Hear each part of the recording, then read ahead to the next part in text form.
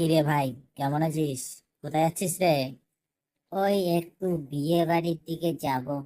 নিমন্ত্রণ আছে তো, নিমন্ত্রণ খেতে যাব।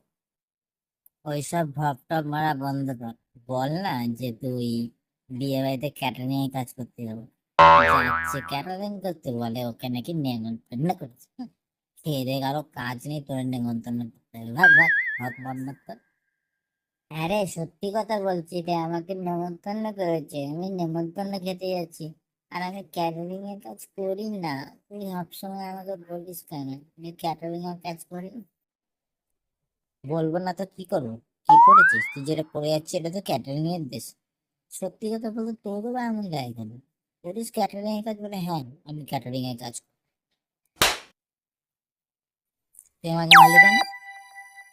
তুই ভুলভাল কথা বললি কেন? এই কথা বললি তো মারলাম। ঠিক করেছি, মেরেছি।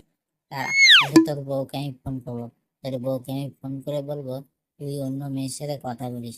আর তুই আজকে বিয়ে বাড়ি যাসনি অন্য মেয়ের সাথে দেখা করতে, বা এখনই বলছি।